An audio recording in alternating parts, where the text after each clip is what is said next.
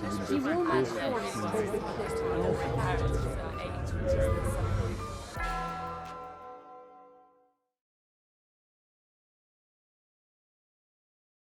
thank you very much. I'm delighted to speak at this meeting. And when I was invited to speak, the email said, we would like you to give a talk about cosmic rays and dark matter, two topics that Don Perkins was very excited and interested in, and we'd like you to tell us about subsequent developments and what's happening in the field today. And so that's what I'll organize my talk around. So I didn't know Don Perkins, but I taught undergraduates for many years from his wonderful textbook on particle astrophysics.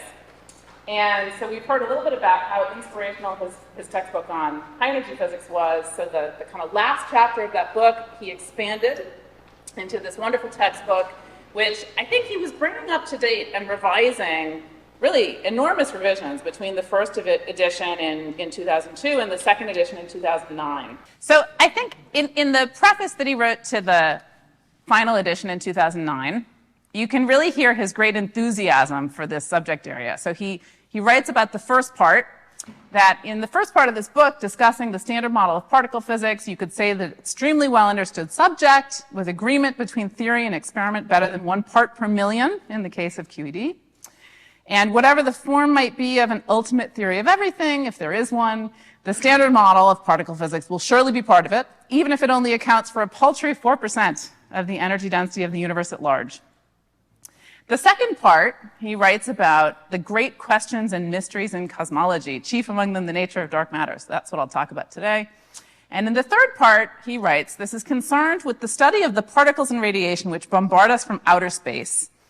We encounter here some of the most energetic and bizarre processes in the universe, with new experimental discoveries being made on an almost daily basis. So you can really hear his enthusiasm for the field as he was writing in 2009. So I'm going to talk about how the tools of particle astrophysics tell us both about the largest scales and exotic objects, and also about smallest particle physics distant scales in the universe. So I'll talk a little bit about cosmic rays, and I'll talk about how all of these tools are brought to bear on the search for dark matter. So we've found all of these things except for the last one in this picture. And so I'll talk about the search. So to kind of set the context, the evidence for dark matter comes from a wide range of distance scales in the universe, from measurements of stars in spiral galaxies, through the motions of galaxies within galaxy clusters, through looking at observations of the cosmic microwave background at the scale of the whole sky. The evidence for dark matter comes from observations that are made 400,000 years after the Big Bang, all the way up through measurements that are made today, 13.7 billion years. And this picture, putting together all of the evidence across these astrophysical scales, combines into what is now the concordance model, the lambda CDM standard model of cosmology, where our picture of the energy density of the universe looks like this. Something like 70% of it is made up of dark energy, roughly 25% is dark matter, and just under 5% is made of the particles we know and love that are described by the standard model of particle physics. So there's clearly a big opportunity here for discovery. So what could the dark matter be? Well, if you look at, the enormous range of possibilities and ask what could be consistent with the astrophysical evidence, you can narrow down this huge mass range in the top axis here into a paltry 40 orders of magnitude in mass, shown in the bottom axis here. And there are many, many theoretical possibilities for what dark matter could be, and I think, it's fair to say at this point that there's probably a flat prior. Dark matter is equally likely across the entire 40 orders of magnitude of this bottom axis. And so what these colored blocks show are different categories of theoretical models, and I'll talk a little bit about what we know about the search in most of these. And I think since the time when Don Perkins was writing the preface to his wonderful book in 2009, there's kind of a new sociology. At this point, we know dark matter definitely exists, and perhaps it's sufficient for a theory simply to explain dark matter on its own. It might not also need to do another job. It might not need to explain the solution to naturalness problems. Maybe it's enough just for it to have a good dark matter candidate. So I'm going to talk about what we do in sort of 3 areas. The first is indirect detection, where we're looking for a dark matter particle to find another dark matter particle, annihilate, and produce things we can see.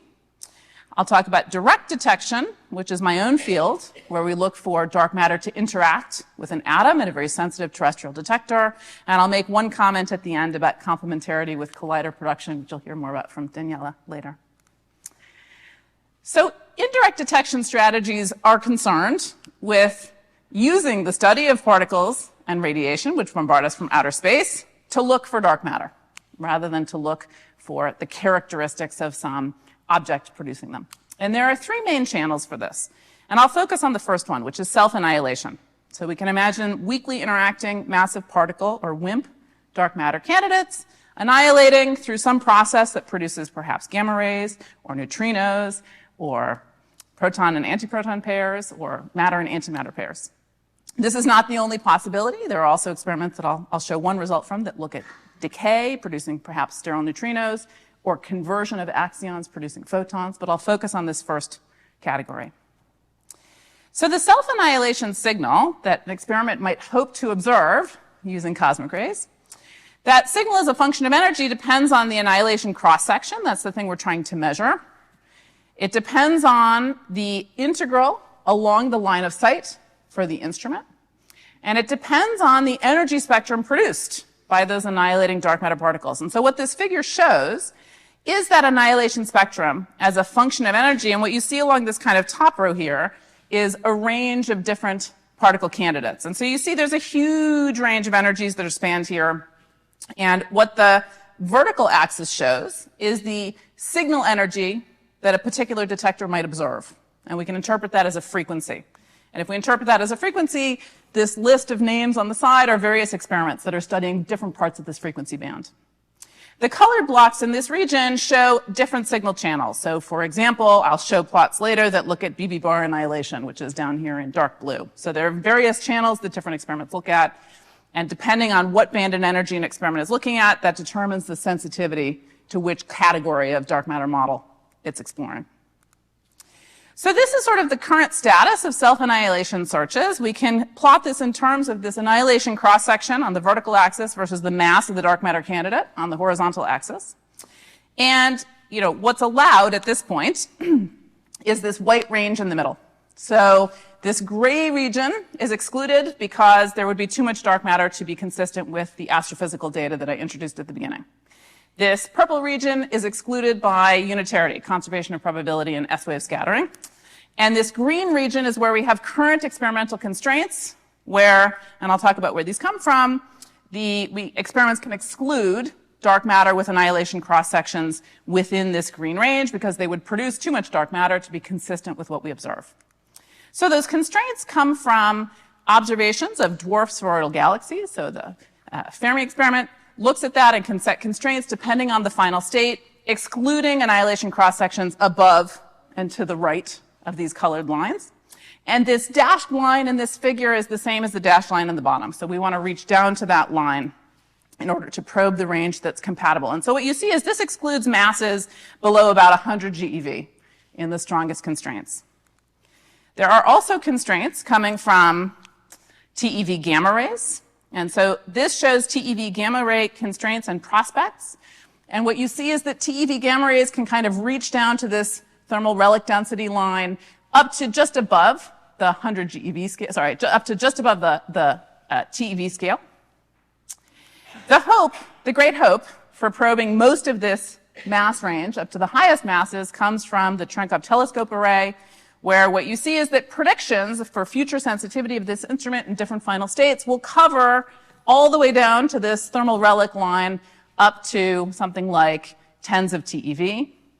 Now, these are all visible final states, but of course, there's an important contribution from invisible final states in neutrino telescope experiments. So this shows the sensitivity projection for Super K and Hyper Kamiokande experiments, where the signal is that dark matter annihilates producing neutrino-antineutrino pairs, which then go on to interact in Super K or Hyper K. And what you see is that these kinds of neutrino constraints can test masses up to about the 10 GeV scale. So this is kind of the prospect for testing dark matter across this range. And if I sort of sum up and integrate over all the different experiments and just ask, What does this look like for WIMPs? Well, for the WIMP mass range, I think we have a good chance in the next decade of exploring most of this region up to the unitarity limit. You might ask, could there be a signal here? Well, what these sort of brown bar and blue bar show are where you might expect to see a signal in different kinds of supersymmetric dark matter models. So there's absolutely a fair chance at discovery.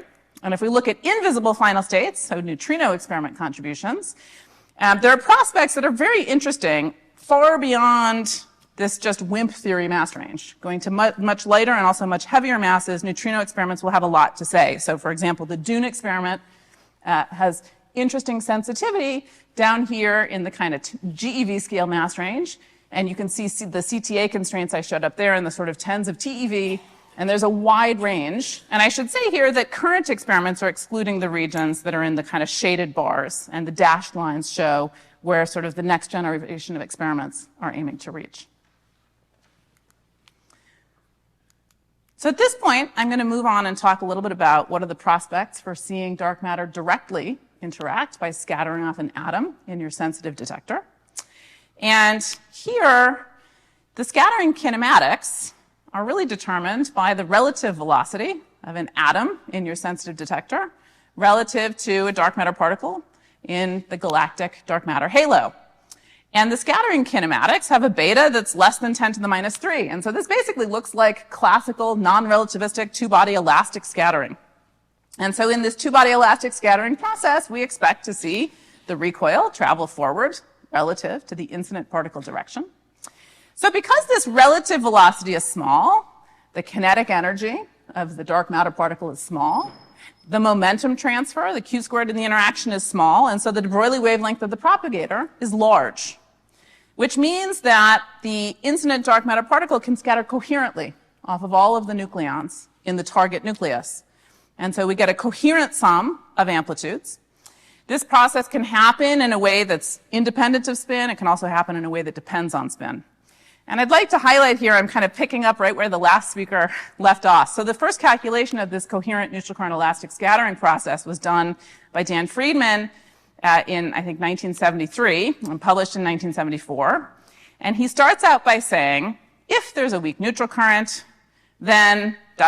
this coherent elastic scattering process is possible. And he goes on to calculate it in this paper. And this is the foundation of this entire strategy of direct detection.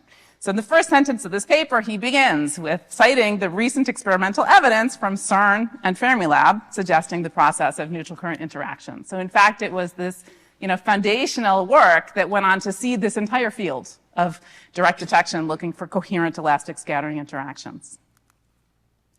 So what we expect to see for the scattering rate as a function of momentum transfer depends on the cross-section at 0 q squared, shown here, sigma naught. That's the thing we're trying to measure. It depends on the energy density of dark matter and the velocity distribution of that dark matter that our detector is moving through. And it depends on, of course, the mass of the dark matter and the target. And it depends on a form factor describing the suppression of coherence as the momentum transfer increases. What an experiment sees in this kind of search is, of course, not the dark matter particle directly, but it sees the particle that it hit and what that particle does in the detector. It may deposit energy via heat or via ionization energy loss, producing ionization and scintillation signals. And the rate at which this happens is incredibly small. So if I pick a pair of parameters, that the candidate to dark matter particle mass is 100 times the mass of the proton, and I pick a cross-section out of the air of 10 to the minus 45 square centimeters, which is just above current constraints, what we see is that the rate of interactions we expect is of order 1 per ton of detector mass per year of doing the experiment. And this event distribution is falling exponentially as we look at increasing recoil energy. And so experiments to look for this signal need to have large target mass. They need to have very low energy threshold, sensitivity to few keV of energy. And they need to have incredible control over things like neutron backgrounds, because you're looking for one event per year per ton, and backgrounds can be much more numerous than that. And so this shows kind of the current status of direct detection WIMP searches. So I'm going to show a bunch of plots that look like this, where we have the dark matter nucleon interaction cross-section on the vertical axis, and the mass of the dark matter candidate on the horizontal axis. And so what you see is there's sort of two regions. There are regions where we can look at cross-sections that are far below the weak scale, where operating experiments are testing cross-sections down to about 10 to the minus 48 square centimeters, and there are experiments being planned to go another order of magnitude beyond that. And then there are experiments at kind of later dark matter masses, below the GeV scale, which have much less stringent limits. And so we can ask, how are we making progress in this, and what are the limitations here? So at some point, we run into the point where neutrino coherent elastic scattering becomes an irreducible background in these searches, limiting the sensitivity. And that's what's shown in this gray fog down here. So the objective, more or less, is to reach down to this point. So how do we get down to these kind of lower end of masses? Well, this is a really active area, which Oxford has had a big role in developing new technologies. So the tricky thing about this coherent elastic scattering process is that the energy of the recoil is at most about a millionth of the rest mass of the dark matter particle. And so if you want to see a GeV mass dark matter candidate, you need to have a sensitivity of keV to recoil energies. And so that's, where current experiments are using liquid nobles and indeed bubble chambers. And for reaching lower dark matter mass sensitivity, one needs to also invent detector technologies capable of reaching lower recoil energy sensitivity. And so there are great ideas about this, and kind of some of the most ambitious ideas deploy quantum sensors using macroscopic quantum states like superfluid helium-3 in order to reach sensitivities to much lower recoil energies, which gives sensitivity to much lower dark matter masses. So we're aiming to reach the milli-eV recoil energy sensitivity scale to reach MeV scale dark matter mass sensitivity. The other direction we can go in this parameter space is to lower and lower cross-section, and the strategy for getting here is to build bigger and bigger detectors. So the leading constraint in this mass range now comes from the LZ experiment, which Oxford has a big role in. So this is a beautiful result from 2022, and I want to say this is an exquisite instrument. I think it's the 10th iteration of the dual-phase liquid xenon time projection chamber. I think it's worth noting that the very first dual-phase TPC was flown in a high-altitude balloon to look at exotic gamma ray sources in the sky, the LX Egret experiment. So in a sense, this kind of, cosmic ray-driven technology is what's driving the frontier in direct detection today. And these experiments today are fairly large instruments. They're no longer, small scale. So this shows some of the infrastructure associated with the xenon program at the Gran Sasso laboratory, and you can see that the detector more or less occupies the space of a 3-story building. So these are getting to be rather large instruments. The alternative strategy for reaching very large detectors is using liquid argon, and this is what I work on, and I'll show some results from this program later. So we've had several iterations getting bigger and bigger, and at the moment we're building this instrument, which is called DarkSide 20K, underground at Gran Sasso. This object is 8 meters on a side. You can sort of see for scale. Here are some nice pictures of people in front of our cryostat under construction, so you get a sense of how large it is. And we are aiming in 5 sigma discovery reach to go more than an order of magnitude beyond the reach of currently running experiments in the region above the center of mass energy reach of the LHC. And the ultimate aim of this program is to build a kiloton scale detector. So at this point, I've talked about WIMP sensitivity, which is just this one little blob in the middle of these 40 orders of magnitude. So what's happening in the rest of this space? Well, let's kind of start at the lowest mass end and think about axions. So axions were posited to solve the strong CP problem. So it's a dark matter candidate that also solves other issues in particle physics. And at this point, this is a huge industry. There's an enormous range of experimental techniques that are trying to detect axion-photon coupling. So the idea is an axion converts to a photon, and you detect that photon in the detector. There are experiments looking with LHC magnets at axions coming from the sun. There are experiments looking at axions coming from the gravitational halo of our dark matter halo of our galaxy. There are experiments trying to produce axions and then detect them. And then there's kind of a big effort in detecting axion-induced RF. And so what this figure shows are the constraints on the axion-photon coupling as a function of the mass of the axion. And this yellow band shows the region where the QCD axion and the dark matter axion could be the same thing. So the interesting point is that experiments are kind of just starting to bite into this region where we can look at the QCD axion. And, current constraints are shown in the solid colors, and, future projected sensitivities are shown in these kind of lighter pink colors, and so you can see that experiments are working hard to reach down to that QCD axion line. And looking for axion-photon coupling is not the only thing you can do. You can also look for axion-electron coupling. And this is an area where there's a big deployment and a big effort on bringing the tools of quantum technology to bear on particle physics problems. So, Oxford here leads the AON effort, and this shows the sensitivity to axion-electron coupling as a function of the mass. And you can see that this is a strategy that can reach perhaps as low even as 10 to the minus 18 eV.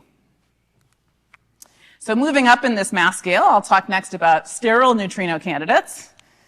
So sterile neutrino dark matter could make up something like a third of the dark matter based on astrophysical constraints. And it's possible that sterile neutrino dark matter could scatter with electrons because of sterile neutrino electron-neutrino mixing. There are strong constraints on the electron sterile neutrino mixing angle UE4 squared from beta decay. So in a beta decay, if the nu E mixes with the sterile neutrino, you would expect to see deformation in the shape of the endpoint. And so based on looking for that deformation in various beta decays, experiments set direct constraints shown in the top here on UE4 squared that are greater than about 1%. There are also strong constraints from indirect detection experiments, which look at the X-ray spectra coming from, for example, dwarf spheroidal galaxies, and look for deformation in that spectrum. And these constraints are very strong. So these constraints are down at the level of maybe 10 to the minus 10 on UE4 squared. However, it's worth noting that there's also an anomaly. There's an excess that's reported at 3.5 keV by several targets, and that's an interesting and hot topic in the field, what that might be. And so we actually just published the first search for sterile neutrino electron scattering in a direct detection experiment where we're sensitive in sort of the 10 to 20 keV range, where the sensitivity from a 50 kilogram dark matter instrument actually exceeds that of the beta decay searches. And so we're now building a 50-ton experiment. So it will be quite interesting to look for this channel in the next generation of direct detection searches, which are a factor of 1,000 larger in target mass. Okay, so that's sterile neutrinos. Moving up in mass scale, another possibility, of course, is that perhaps dark matter and, might have self-interactions. Perhaps there is some good reason why the ratio of dark matter to baryonic matter is about 3 to 1. And there are models that seek to explain that. Those are typically kind of termed asymmetric dark matter models. And those kinds of candidates predict dark matter in the keV to GeV, or perhaps just above GeV scale. And so experiments can look for absorption processes of keV scale dark matter, or scattering processes of MEV scale dark matter, or GeV scale dark matter searches. The most sensitive results come from looking for not only the effect of the dark matter scattering, but also nuclear de-excitation. And so all of those kinds of searches are pushing down into this interesting parameter space. And again, this is a very hot topic, but we're reaching couplings that are at the scale of perhaps 10 to the minus 12 to 10 to the minus 14, comparable to some of the axion results that I showed earlier. And in the kind of slightly higher mass range, we're sort of reaching down to cross sections that are at the weak interaction scale. So another interesting and creative idea that I think Perkins might have been quite interested in is, well, if we have all this dark matter around and we have all these cosmic rays raining down on us, what would the underground muon telescope see if dark matter and cosmic rays interact? And there are fun ideas about this. So one possibility, of course, is that cosmic rays scattering on dark matter would lose energy, and this would modify the cosmic ray spectrum that you measured. So this shows the electron data from AMS, and if you include dark matter electron scattering, that changes the prediction for the spectral shape. You get this blue dashed line. And so you can actually use this as a kind of reverse direct detection. So if dark matter were there scattering with a cross-section above X, how would it change the cosmic ray spectrum? And you can ask, how consistent is this with what we observe? And those kinds of experiments can set constraints on dark matter at the keV scale. You could also say, well, if dark matter is scattering off of these cosmic rays, it must be gaining energy. So you have dark matter upscattering. And the effect of that is that it could boost a small fraction of the dark matter to an energy above the detection threshold in a neutrino experiment. And so you can ask, what kinds of constraints do you get if you consider those effects? And in this range, actually, super K has some of the strongest constraints on MEV scale dark matter. And then kind of moving up above the WIMP mass region, there could be very, very heavy dark matter, all the way up to the Planck scale. And that kind of candidate can be produced non-thermally in grand unified theories, like those that motivated Sudan 2. Could be produced in primordial black hole radiation or extended thermal production. And the signature here is that those kinds of interactions may scatter many times as they travel through your large detector. And so this shows the current constraints on that cross-section versus mass, and you can kind of see we're reaching all the way up to the Planck scale here. So at this point, I'll wrap up and just make one remark about complementarity with colliders. So in collider experiments, the signature, of course, is trying to produce dark matter candidates in collisions of ultra-high energy proton-proton collisions, and you don't see the dark matter particles that are produced flying out, but you see some missing energy or some single jet showing momentum imbalance. And if we try to convert limits on branching ratios and translate those into limits on cross-section versus mass, the kinds of plots I've been showing, the direct detection constraints are shown in these solid shaded regions. These are for two different flavors of production models. And the science reach of kind of future direct detection experiments, the ultimate direct detection experiments we can imagine, are shown in these dashed curves. And the science reach of future accelerators, high luminosity LHC, FCCHH, are shown in the solid colored curves. And what I wanted to illustrate with this is the comment that with these kinds of experiments, we can look above the center of mass energy, even of the most ambitious future accelerator we can imagine.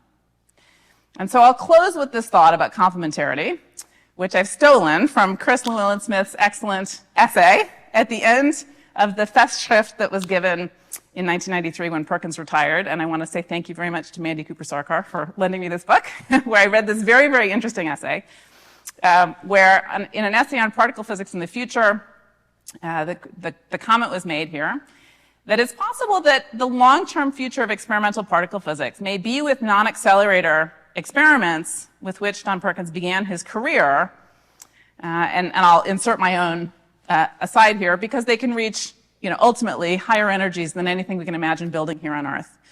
And this was a trend presciently anticipated by Don towards the end of his career, who moved in that direction. And so I'll close with a final thought. As a researcher looking for dark matter, may Perkins's optimism for particles and radiations, which bombard us from outer space, with new discoveries being made on an almost daily basis, continue to be justified in the search for dark matter. Thank you.